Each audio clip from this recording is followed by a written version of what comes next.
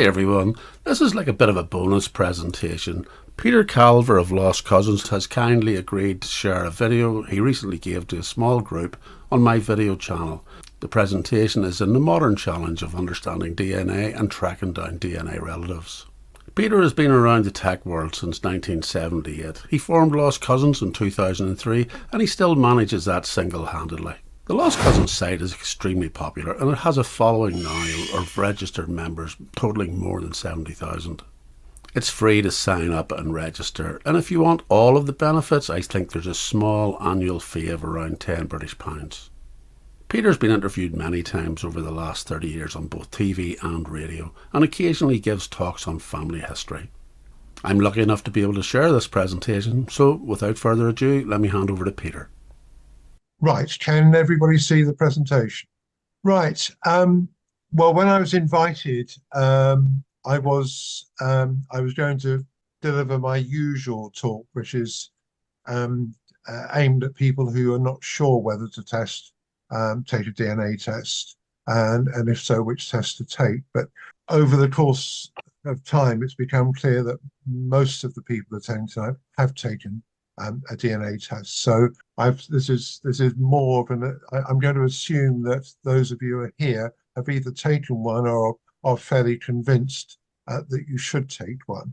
And if you aren't convinced, I think you will be by the time we get to the end of the presentation. Choosing the right test using the simplest techniques, and that's the right test. Obviously, is important.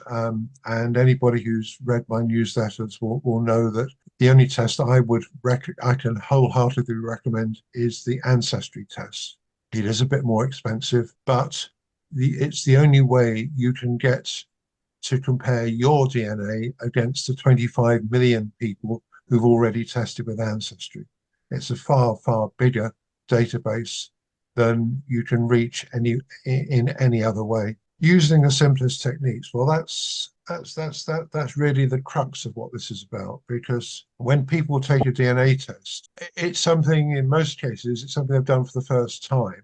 When you do something for the first time, you don't necessarily know what to do. In fact, nobody does really. I didn't know when I first took a DNA test, which was over 12 years ago, and I wasted a lot of time doing things which it turned out to be were pretty pointless. And to tell you the truth, testing DNA at all back in 2012 was pretty pointless because so few people had tested that the chance of getting, there wasn't a very high chance of finding useful matches. But of course, somebody has to get in there first. Now, what can DNA do? Well, if you've already tested, hopefully you'll know about this, but DNA can do two things for family historians. The first one, which often gets forgotten, is that it can help to verify your records-based research. And that's not because you might have made a mistake, though we all have to admit that there could be a mistake, but mainly because there could be errors in the records, either because somebody willfully misled the record keepers or because there was a clerical error. And in fact, over the past couple of years, I've had a long sequence of articles in the Lost Cousins newsletter about errors in records that we would normally regard as the original source and that people will believe, whether it's birth certificates, marriage certificates, sometimes, although less frequently, death certificates, army records. Any records can be wrong, either because somebody made a mistake or because somebody's trying to pull the wool over the eyes of the record keepers. So let's take a look at how this would work in practice. Now, that's a blank ancestor chart, as we call it, a pedigree, you might call it. You can download a blank chart like that from the Lost Cousins website, but you can get them many other places. When this particular chart's designed to be filled in by hand, really because it's a sort of a temporary use. It's not intended to be part of one's records, and it doesn't take long to fill in by hand. Here's what I did when I filled it in. That's 5 generations of my ancestors. The reason I filled them in was not to demonstrate how many ancestors I found or not found. And of course, that is just it is only 5 generations of ancestors. It goes many generations after that on some of the lines.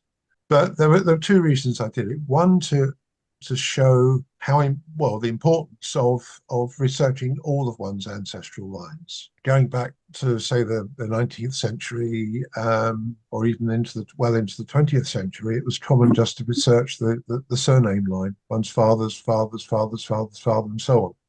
And that's for good practical reasons. It was so darn difficult to find the records that you had to limit your research in some way, otherwise you never get any. The other reason I filled out this chart was so I could remind myself of which of my ancestors I've proven using DNA. And I don't know if you can see the orange markings on there, but each of those are ancestors who I've been able to prove that my research is correct, or my tree is correct, thanks to matches with other people who've tested their DNA. And I haven't been able to prove all of them, and that's not because they're wrong, but it's just because I haven't found yet matches that will give me the proof I need. And although this only goes back 5 generations, I have managed to prove in some cases back 9 or 10 generations thanks to DNA matches. That's not something you should routinely expect to do, but there will be occasions in which you're able to do that. So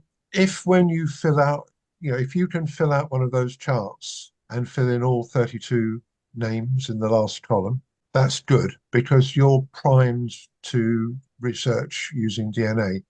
If you fill out a chart and you've only got a handful of names in that last column, you're going to have a problem, because you're going to have a lot of matches that won't mean anything to you.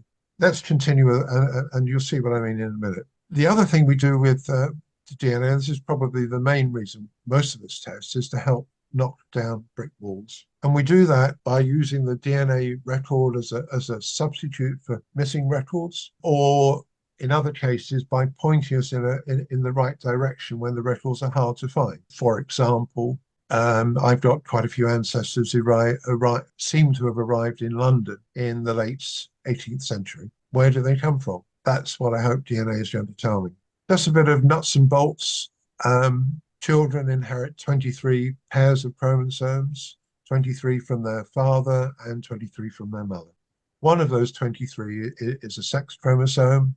It's always an X from the mother and either an X or Y from the father. So if it's an X from the father, that's a daughter. If it's a Y, that's a son. But we're going to focus on the other 22. In fact, we're not really going to look at very much at the chromosomes, but it's the other 22 that if you go through ancestry, they're the ones you're going to be working with. They're called autosomes, and you'll often see DNA tests referred to as autosomal tests. So the autosomes are the 22 chromosomes that everybody inherits and that everybody passes on. Now, when you inherit your DNA, you're getting a mixture of your parents' DNA. So they also inherited 22 pairs of autosomes, chromosomes, but what they pass on to you is going to be a mixture. However, it's not a fruit salad of DNA, not a complete jumble. A chromosome might be perhaps divided into 3 segments, 2 which came from the grandfather and 1 from the grandmother, vice versa. Very occasionally, an entire chromosome might be passed on that all came from one grandparent. But it's usually a chromosome will be divided up into a fairly small number of segments. But of course, that's just one generation. The same process will have happened with every generation. So eventually, the segments do get chopped up smaller and smaller and smaller, and finally reaching the point in which some of them can't be recognized at all. Now, the process is random in that although you get 50% of your DNA from each of your parents, you don't get 25% from each of your grandparents. You could, in theory, get none at all from one of your grandparents, in which case you'd get, if you got none at all from your paternal grandfather, you'd have to get all of that 50% from your father would have had to have come from your paternal grandmother. But that's very rare. It probably never happens. But the important thing to remember is that you don't get precisely 25% from each grandparent, and just as they didn't get 25% from each of their grandparents, and so on. So the further back you go, the more generations, the more of a disparity there is. And eventually there are going to be some ancestors from whom we've inherited no DNA at all. And that's the reason why sometimes there are people we know are cousins, we absolutely know they're cousins, but they're not DNA matches of ours. But they might well be, I mean, there are plenty of people who are cousins of mine who I know are cousins because they're DNA matches for my brother or for one of my other cousins. So I know they're DNA matches. They should be DNA matches for me, but they're not. We just don't happen to have inherited the same DNA. And that's the other reason you don't share DNA with a cousin, is because though you've both inherited DNA from a particular ancestor, it's different bits. There's all sorts of ways you can illustrate this. There's an article I did in the Lost Cousins newsletter a few years ago, something you could do yourself with using a deck of playing cards to demonstrate the randomness of the inheritance and how some people can share more DNA than others. Now we're going to go on to the tougher stuff, I'm afraid. For those of you who don't like numbers, hold on to your hats and hold on to your seats. The table I'm going to show you, it comes from the DNA masterclass at the Lost Cousins. It's republished, updated regularly, and republished in the Lost Cousins newsletter. And you can find if you're not a Lost Cousins member, just go to the Lost Cousins site, click the latest newsletter link. You don't need to be a member to see the newsletter. And then just underneath the list of articles, you'll see a Google search box. That's a customized Google search, which will only search the newsletters. Just type in DNA Masterclass and it will come up with the latest version. It's quite long. It's 7,000, just over 7,000 words, and not as long as a novel, but it's about a quarter of the length of some novels. Like George Orwell's Animal Farm is only about 4 times as long as my masterclass. Much better written, of course. Animal Farm, that is. So here's the table. Lots of numbers, but what do they mean? Well, the first column is the degree of cousinship, i.e. first cousin, second cousin, third cousin, and so on. Don't worry, you haven't got to memorize this. I just need you to sort of get a grasp of what you're looking at here. So the lower you go down in the table, the more distant the cousins are. In the second column is the average amount of DNA you're going to share with a cousin of that distance. So a first cousin will share about a quarter of your DNA, a second cousin a 16th, a third cousin a 64th, and so on. So with every generation, it goes down by a factor of 4, which is quite a lot. And we talked earlier about the chance of actually detecting whether somebody is a cousin. For a first cousin, it's 100%. For a second cousin, it's 100%. Third cousin, it's only 98%. Still pretty certain. A fourth cousin, it's between 2/3 and 3/4. So, there's quite a good chance you won't have a match with a fourth cousin. And a fifth cousin, it's only about one chance in 3 that you'll be a match. Go any further than that, and it's lower still. So you might think, well, I'm not going to have many matches with distant cousins. Well, now you've got to look at the fourth column in the table. That's headed expected number of cousins. Now that's based primarily on some research that Ancestry did, looking at the family trees that people had uploaded. Now we all know ancestry trees aren't particularly accurate, but this is done over a large number of trees, and it doesn't depend on the trees being right. It simply depends on them being a reasonable reflection of how many children people had at in different generations. And this shows the average number of cousins that people would have of each degree. So on average, 5 first cousins. I have fewer than that, but some of my first cousins have more. The number of second cousins, 28. I think that's about right for me. Third cousins, I haven't got to counting them up, but 175, it wouldn't surprise me. Fourth cousins, 15, 70, and that it's really rocketing up now. So nearly 10 times as many fourth cousins as third cousins, over 10 times as many fifth cousins as fourth cousins, and 10 times as many sixth cousins as fifth cousins. And you think, well, why is it going up so fast? That's because this is rooted in the 19th century when people had big families But not only did they have big families, more of the children were surviving infancy. So you had a situation in which, in many families, 5, 6 or more children were living to adulthood. My grandparents, on my mother's side, they both had 10 or 11 siblings. It was a few less on my father's side, but they're still quite large numbers. So we've got an awful lot of distant cousins. And you can see if you look right down at the bottom, that's the 10th cousins, about 80 million of them. So you can understand why that a lot of people say that most of us are 10th cousins or closer. If you've got 80 million cousins, it's not really that surprising. But the column that really matters for our purposes is the one at the end. And where does that come from? Well, it's multiplying the chance of detecting a cousin of that degree by the number of cousins you have. So you've got a 100% chance of a fifth cousin being a DNA match, assuming they test. Obviously, if they don't test, they're not going to show up at all. But assuming they do test, there's a 100% chance there'll be a match. So if all of your first cousins tested, then you get 100% of the matching, which for the average person is 5. And similarly for second cousins, the average would be 78. For third cousins, about almost 100%, so it's 172. For fourth cousins, it's fewer, between 2/3 and 3/4, but it's still over 1,000.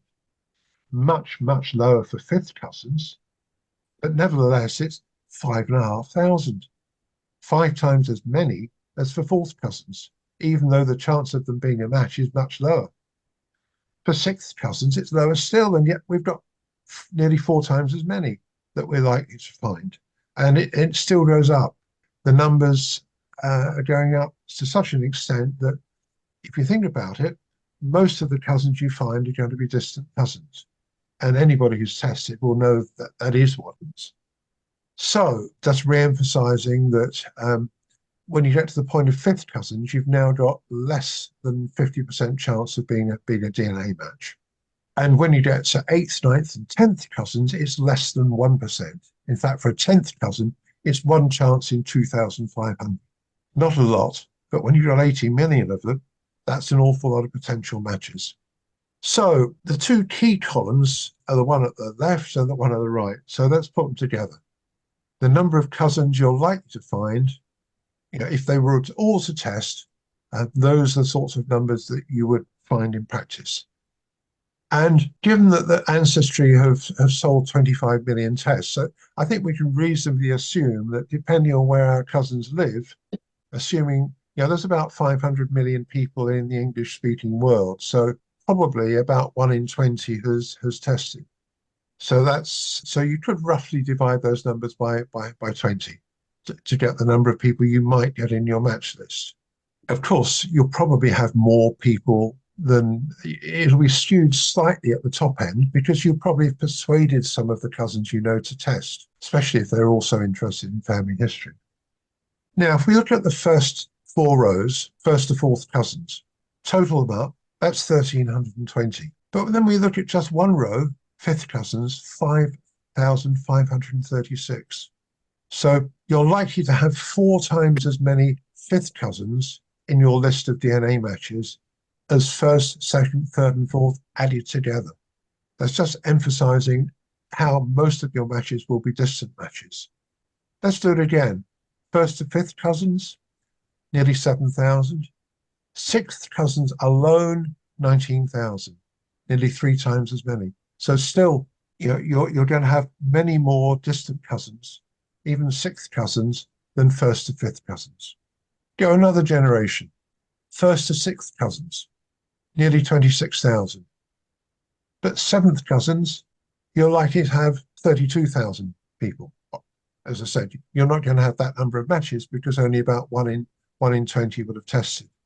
But you're going to have more seventh cousins in your list than first, second, third, fourth, fifth, and sixth added together. And the reason I'm emphasizing this is because when you're looking at your list of DNA matches, there'll be an estimate there from Ancestry or whoever it is as to how closely related you are to those people. It'll never tell you that somebody's a ninth cousin or a 10th cousin, even though a lot of them will be. I think the furthest Ancestry goes is something like 4th to 8th cousin. And a lot of people who are shown as closer than that will actually be more distant, as we'll see as we go through the presentation. That sounds a bit contradictory, doesn't it? What we have to remember is that the reason those cousins are in the list at all is because they share a little bit more DNA than average with you. And because they share more DNA than average, given how distant they are, it's not surprising that Ancestry think they're a bit closer than average. Most of our DNA matches will be distant cousins, but they won't necessarily be described that way by Ancestry. And in fact, almost all of the clues in our DNA will come from matches with distant cousins. That's the opposite of what people expect, and it's the opposite of the way most people deal with their DNA results. Most people work through their DNA matches starting from the top. And it's sort of obvious to do it that way, to start from the top, start with the closest cousins. And if all you wanted to do was to add new branches to your tree, it would be a great way of doing it. The reason that most of us test is not to add new branches to our tree, it's to find out more about our ancestors, to try and knock down brick walls and go further back. And I don't suppose there's anybody, I very much doubt there are any beginners on here. We have very few beginners amongst the Lost Cousins membership, and I suspect there are very few beginners who use Family Historian. To even realise what a good program it is, you have to be beyond the beginner level. Similarly, even if a beginner did join Lost Cousins, you'd be unlikely to ever connect with them because they probably won't be able to figure out how the site works. If you're not a beginner, the chances are you've got a brick wall on every single one of your ancestral lines. That's over 100 of them, not over 100 over 100 brick walls. The further we go back, the more lines we have, the more brick walls we have. And if we didn't have a brick wall, we'd go back further, wouldn't we? So it stands to reason that we've got a brick wall at the end of every ancestral line. Now, in some cases, for example, I've got a lot of brick walls in Suffolk. I'm hoping that they're going to be knocked down when the Suffolk registers go online at Ancestry. I spent a fortune on CDs from Suffolk Family History Society, but I'm stuck on several of those lines, partly because they haven't transcribed all of the records for all of the areas, and partly because I suspect some of my ancestors crossed boundaries. In other cases, you may have too many baptisms to choose from. If it's a common surname, or more realistically, if it's a common surname in the area where your ancestors came from, then you might not know which one to choose. I mean, I've got quite a rare surname in my tree, but there are 3 people with the same name baptized in the same parish in the space of 3 years, and any one of them could be my ancestor. Now, I think of DNA as being like detective work. In fact, genealogy generally is detective work. I enjoy reading genealogical mysteries, but I also like watching detective stories on TV. And if you know anything about the way the police work, they don't start with a pile of evidence and then go looking for a crime that fits the evidence. What happens is they have a crime, or crime's reported, and they go looking for evidence that fits the crime. And that's quite a good analogy for the way we ought to be working with our DNA. Our DNA matches are the evidence, and the brick walls are the crimes. Not really, but but they're the things that we need to solve, the conundrums, let's call them, rather than crimes. So the question is, how do we use those DNA matches, those little bits of evidence? How can we even recognize what's important about those DNA matches? I just want to divert for a moment to talk about crossword puzzles, because this is quite another analogy for how we should work with DNA. I don't do crossword puzzles these days, but I used to do them quite a lot. Isn't it annoying when somebody you're doing one and you're stuck on a clue and somebody looks over your shoulder and points it out immediately? I imagine that most people do crossword puzzles the same way that I did, working through the clues as they're presented on the page of the newspaper or the magazine. So typically it would start with one across, then you get the rest of the across clues, and then there's all the down clues. And I figured out pretty soon that if I got stuck on a particular clue, there wasn't much point in spending ages puzzling over it, and I'd go on to the next one. Because eventually I'd come across some clues that would intersect with the first word that I couldn't get, and it would give me a letter or two that would help me come up with the answer. And it's the same with DNA. It won't always be obvious that there is a connection. If it wasn't for Ancestry telling that somebody's a DNA match, we wouldn't look twice at that person's tree. That's assuming they have a tree, of course, and a lot of your DNA matches won't.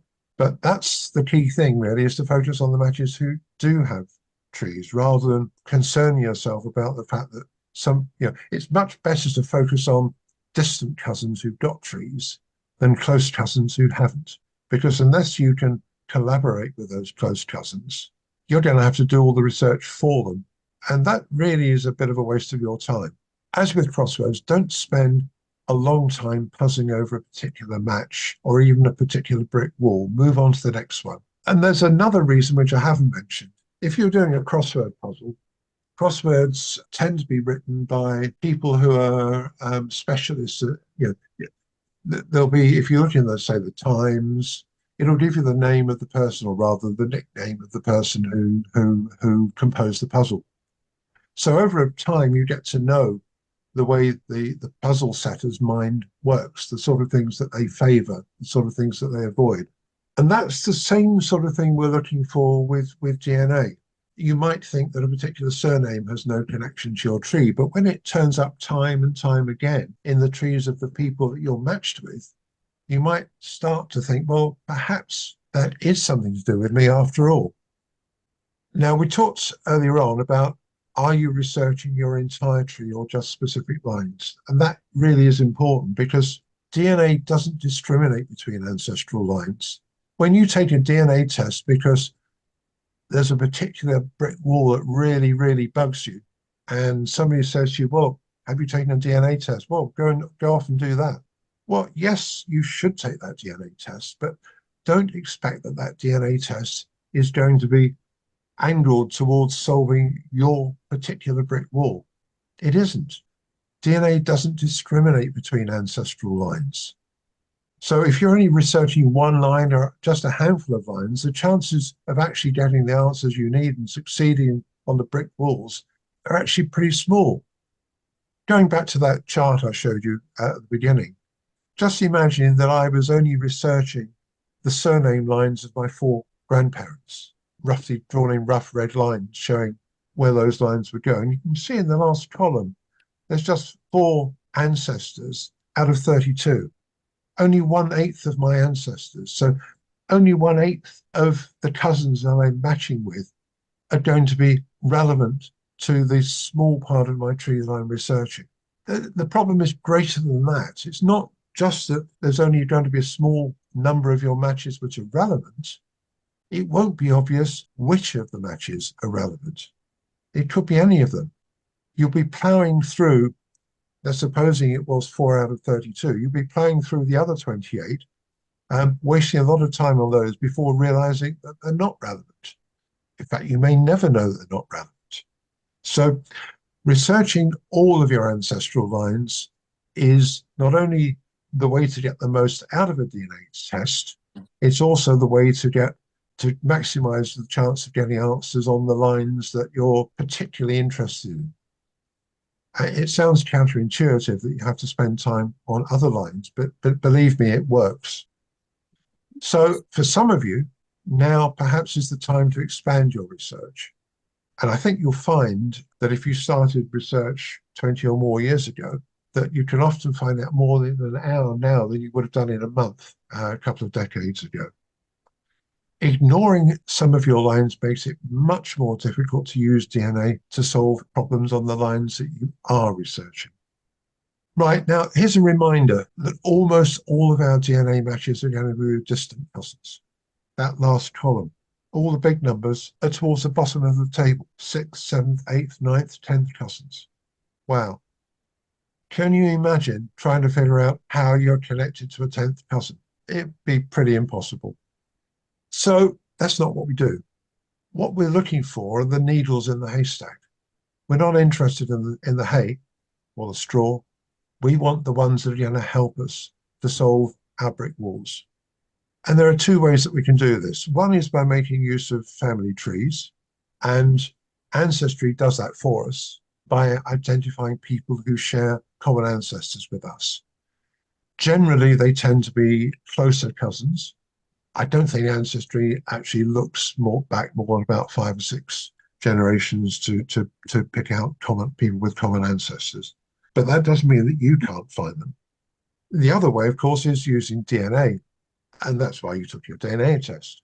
Now, about 2 years ago, Ancestry introduced something called side view. And what does that do?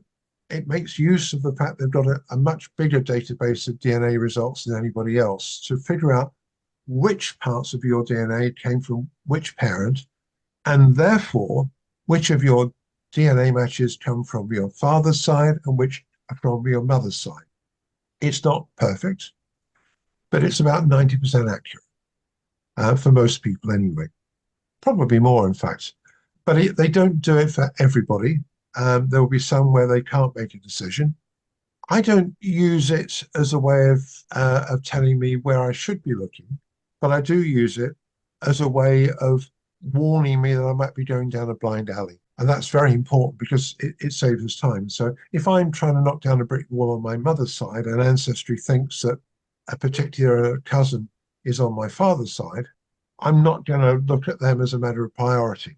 And if all else fails, I might look at them and perhaps Ancestry have made a mistake, but it allows me to prioritize my efforts. Let's take a look at, this is part of my DNA matches, just showing you 4 matches. They're all close, of course, because they're sorted in order of closeness. These are all people I know, and all but one are people whose tests I paid for myself. So no surprise that they're showing up.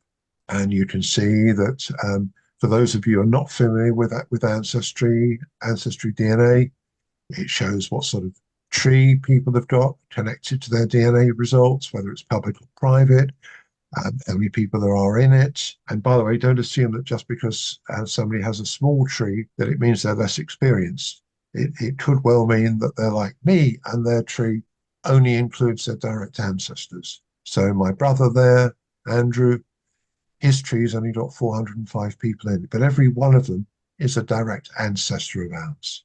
It's a couple of years out of date, so it would obviously be bigger now. But every one of those is a direct ancestor. And it's up to you what sort of tree you attach to your DNA results. But I feel it's more helpful to my cousins to only include my direct ancestors. It's also helpful to my cousins from a privacy point of view. If you have a public tree, which includes all the branches of your tree, you're giving away information about your cousins, your living cousins. And some of them might not be happy with that. So I prefer not to do that. And you might not either. But do attach a tree to your DNA results, even if it's a private tree. Do attach a tree because there's so much that you won't get. It's not just about helping your cousins, it's also about helping yourself. Ancestry can't identify people who have common ancestors with you unless both of you have a tree attached to your DNA results. Now, the key thing is searching. That's how you find the needles in the haystack. So there's a search button there indicated with an arrow. Click the search button, up pops this tab at the right-hand side, various options for searching, but the one that's most useful is searching for an ancestral surname in the trees of your matches. Now, it says surname in matches trees, implying that it could be anybody who appears in the trees, but actually Ancestry only looks at their direct ancestors, which is very helpful because you don't want to know about people that their family married into because you're interested in people who are blood relations because you're only looking at their tree because they share DNA. So I've searched for one of the German surnames in my tree. I chose that because it limits the number of results. I've used a particular spelling, which I know will only match with people going some generations back. Kuna, it's actually Ku, Ku with an umlaut, HNER, but I can never remember how to type an umlaut, so I do KUE. And when they came to England, in most cases, they changed the spelling to Keener, Kehner, occasionally to Keener, Keener, but mostly Keener with an H. Remember what I was saying about side view. I don't take its advice on what to do, but I do take its advice on what not to do. And here we've got side view has sorted the matches into paternal side and maternal side. Now my Keener ancestors are on my mother's side. So I'm really not interested in the matches on my father's side. The chances are my connection with them is through a completely different line. And I can't totally rule out the possibility my father also has German ancestors named Kuhner, but I think it's quite unlikely. So I would start with the bottom one here. That's actually my most distant match, which has that surname in his tree, Jeff. And you can see he's shown as a half third cousin once removed, or possibly a fourth cousin. Now that's ancestry's assessment based on the amount of DNA he shares with me, and maybe one or two other factors. But it is just a guess. He could be a second cousin.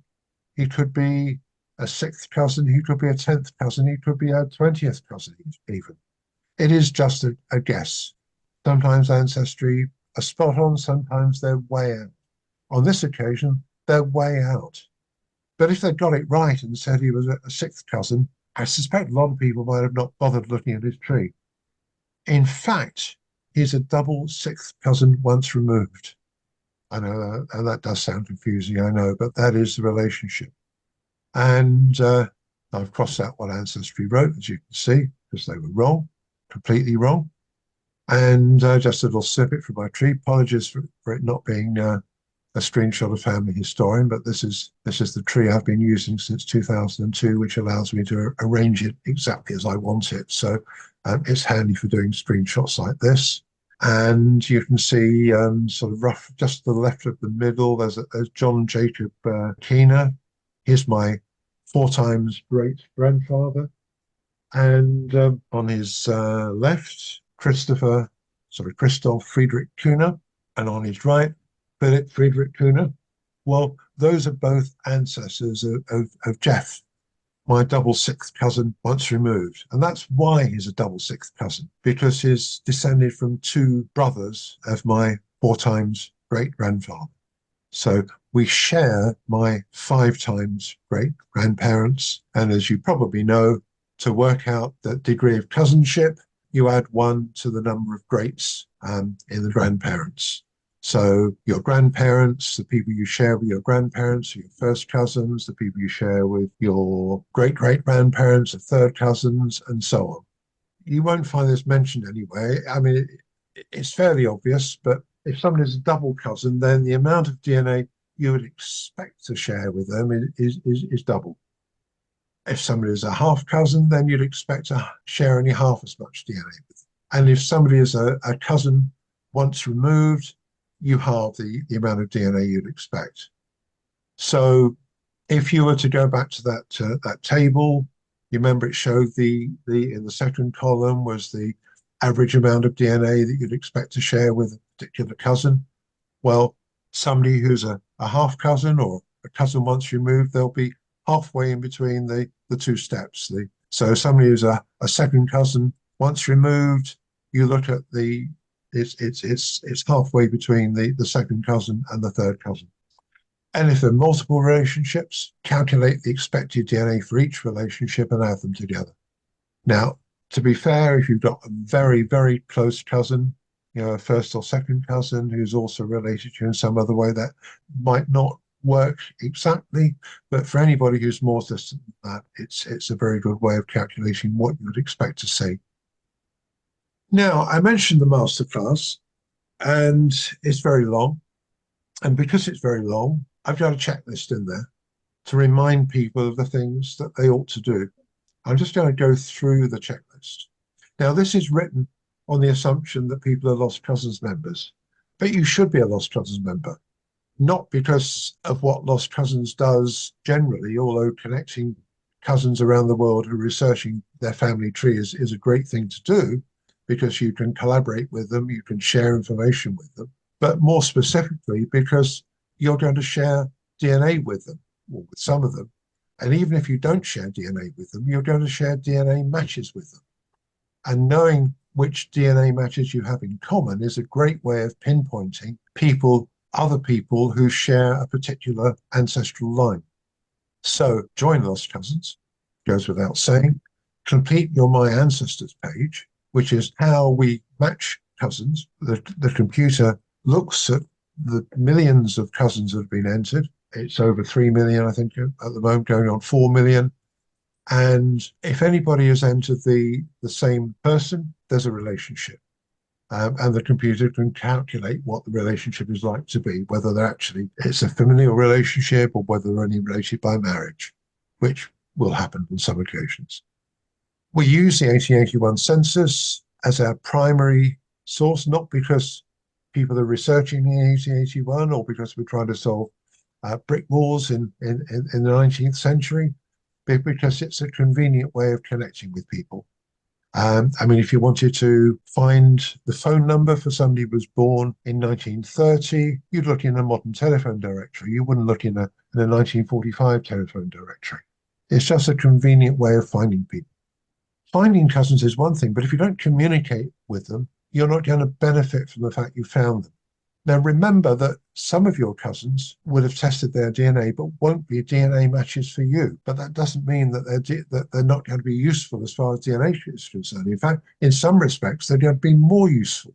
One of the other things that you need to do, or anybody who's researching their ancestry using DNA, you need to have a list of all your ancestral surnames, because that's how you're going to search the trees of your matches. You're going to be looking for those surnames. Now, I know you're going to say, well, in some cases, so-and-so is illegitimate, so I don't know what his father's surname was. Well, that's true. But where you do know surnames, that's the most important piece of information you have.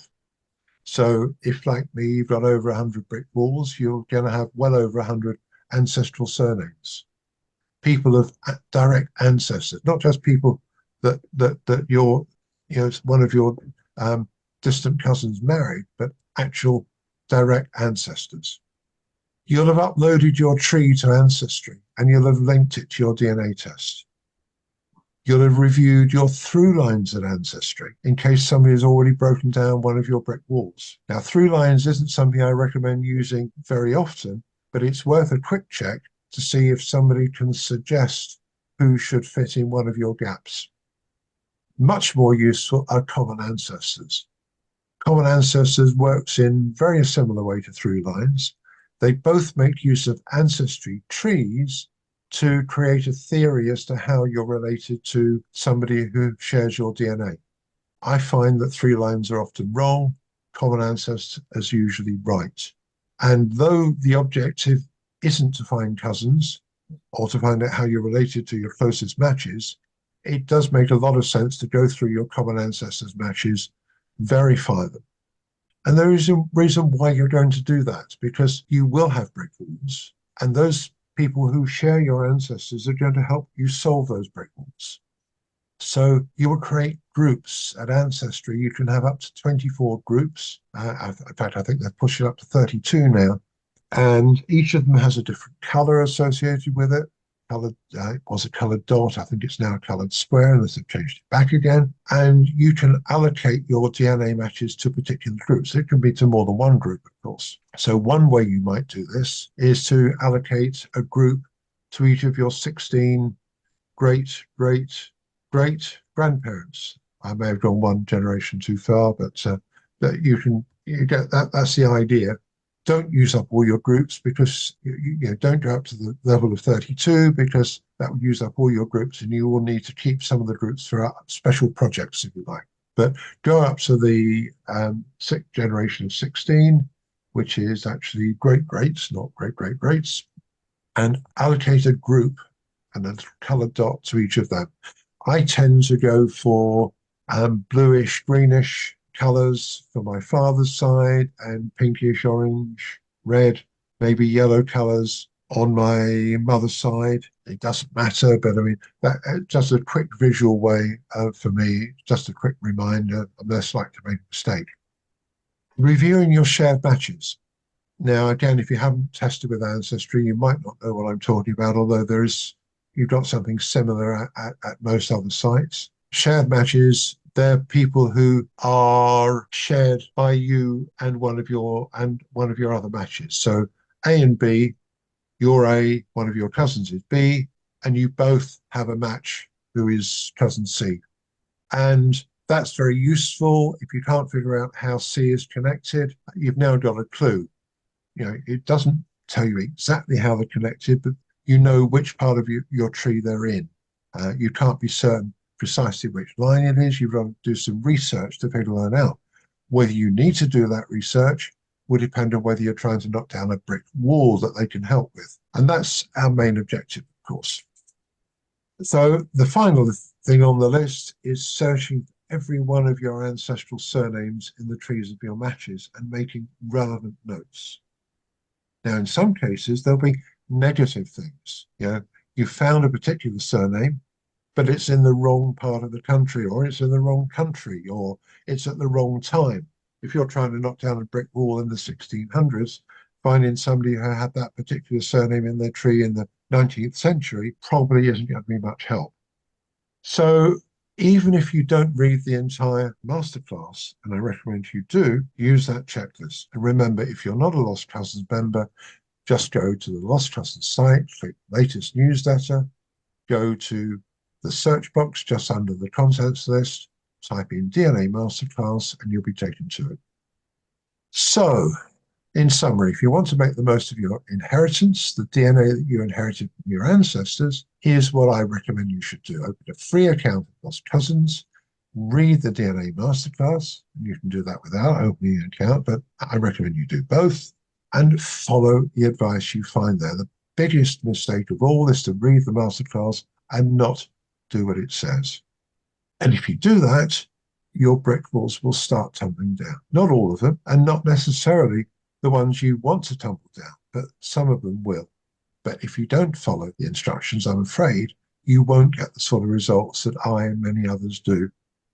I'm running out of time, so I'm not going to go through the other things I put in here, but what I am going to do is try and deal with some of the questions that have been submitted, and hopefully with some of the questions that you may have now. So I'll stop sharing my screen, and what I'd like to do now is run through as many as possible of the questions that were submitted in advance. I'll start with some easy ones. Tracy said she asked a question in a Facebook group but got two opposite responses. Is there any benefit to doing tests with different companies, or will the outcome and the matches be exactly the same? Yes and no. So I'm not surprised you got different answers, because there are, if you were to transfer your results from one site to another, you will get different matches. You will get different matches. Mainly the main differences will be in the amount of DNA that you're shown as sharing, and therefore the inferred relationship. But it will be different because different companies, although the tests are very similar, they look at different bits of the DNA. So long ago, I transferred my results to MyHeritage.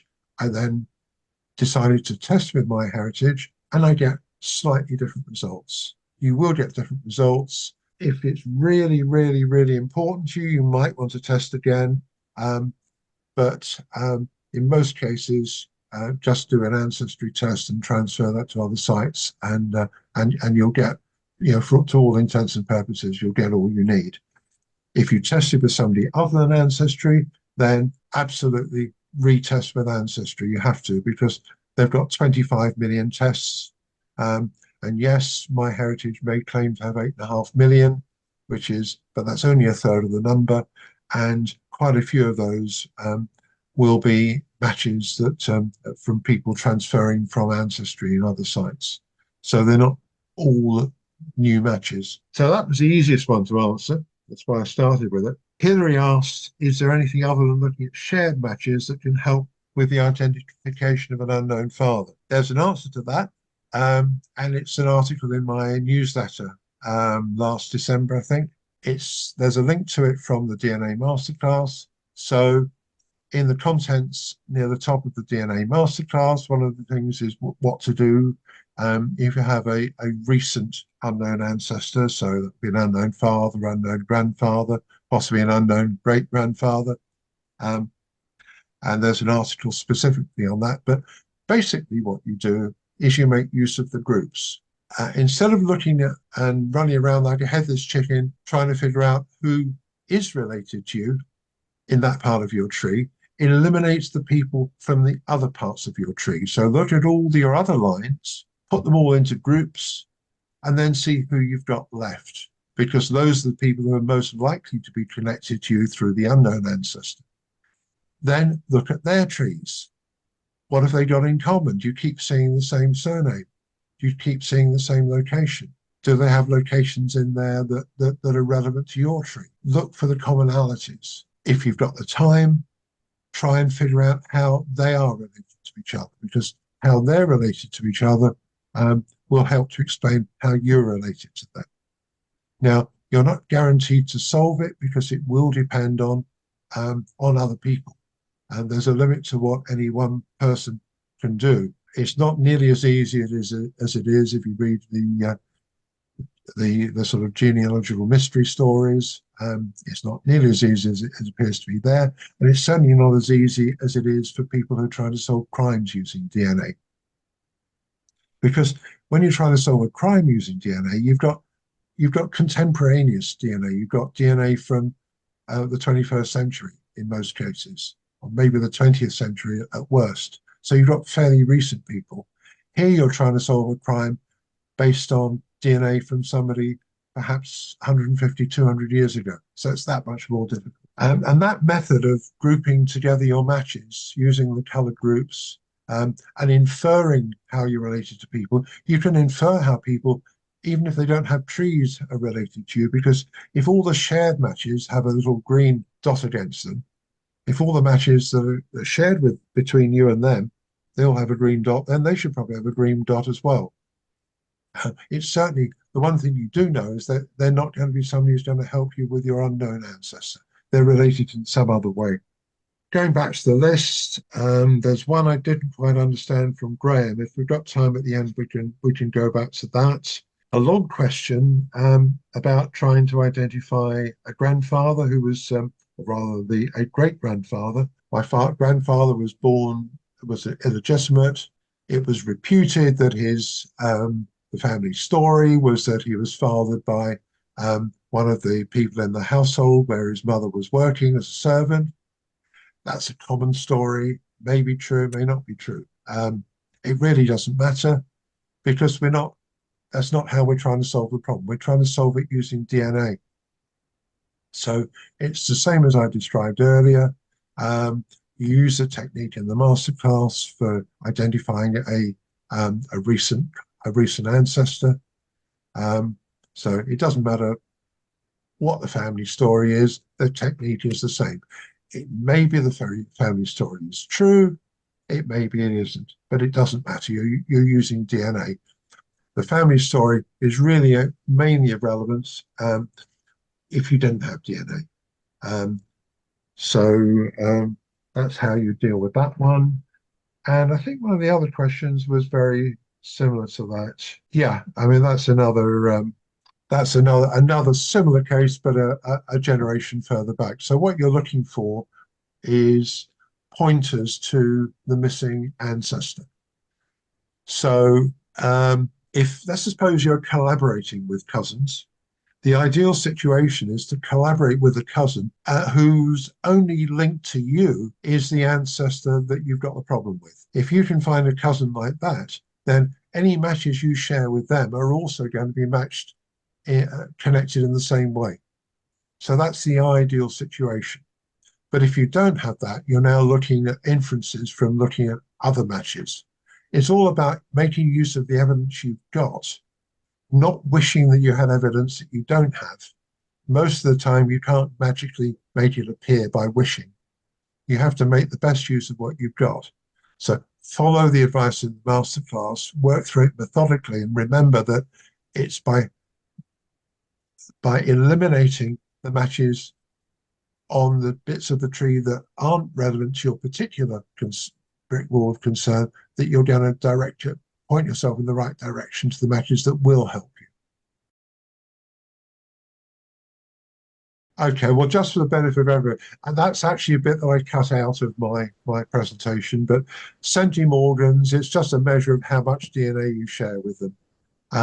I think of them as centimeters. It's not centimeters really, but if you think of them as centimeters, you won't go far wrong. And it is simply, it is a measure. It's not actually a physical measure.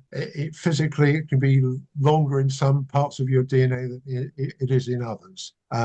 But there's really no point in finding out why that is unless you really want to know all about the technology. Treat it like lengths, and you can't go far wrong. So somebody who shares more centimorgans with you, the chances are they're more closely related, but that won't always be the case. We saw during the presentation somebody who was a sixth cousin once removed, or rather a double sixth cousin once removed. Now, somebody like that, on average, they're going to share with me the same amount as a sixth cousin. And I can't remember what it says in the table, but I think it's probably something like 3 centimorgans. Well, in fact, they actually shared 11. So, but the fact they're matches at all, if they're distant cousins, they'll only show up as matches if they share more with you than average. Also in the DNA masterclass, right at the end, there's a colored chart. You'll see this in other places online, but it's a useful reference to have it in the masterclass. And that shows you not only the range, but also the average amount of DNA you might share with cousins of different degrees. Now, it's calculated in a very different way from the table. The table shows a theoretical average. The colored chart in the masterclass shows the actual average. In other words, it's ignoring the people that don't match with you.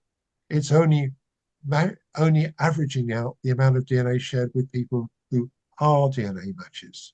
So the figure it gives for eighth cousins is probably, it will probably be very similar to the figure it gives for seventh cousins, sixth cousins, or even fifth cousins, because the fact that you've got a match with them at all is because they share more with you than average. And at ancestry, they're not going to show up at all unless you share at least 8 centimorgans with them. And 8 centimorgans, as I said before, it's more than you're going to share with, I think it's a third cousin, sixth cousin. So there will be lots of people in your list. Almost everybody is going to appear more closely related than they are. But some close cousins will appear more distantly related.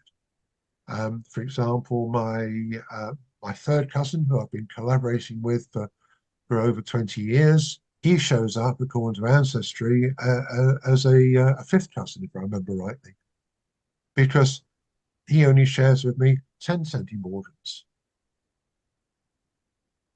So, yeah, you really can't rely on what Ancestry say.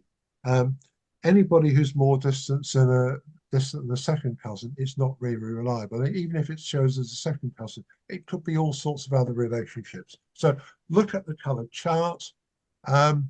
You know how many centimorgans are shared. Just look at all the different relationships there are on that chart where that amount of DNA could theoretically be shared. And you'll be amazed how many possible relationships there are in most cases. There could be 30 different relationships, and yet Ancestry will only tell you about 1 or 2 of them. So don't believe what Ancestry say. Sometimes, even if they show you a longer list, sometimes it won't even be on the list. Anybody who's a Lost Cousins member can, of course, contact me through Lost Cousins. If you're not a Lost Cousins member, I'm afraid you'll have to join first. We've got 70,000 members. It's hard enough responding personally to everybody who is a member. I certainly don't have time for people who can't be bothered to sign up. Well, I find that very interesting and informative. DNA is a subject that confuses many, many researchers, so any explanation, especially a nice simple one like Peter has just delivered, is very, very welcome.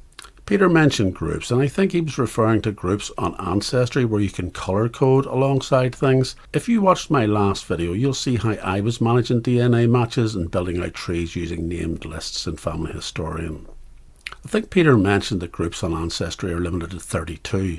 Or named lists, or groups as you want to call them, in Family Historian, there's no limit. I've been finding lists in Family Historian extremely powerful in looking for my DNA matches, and building out those small trees, flipping back and forward into the diagrams view, very, very helpful.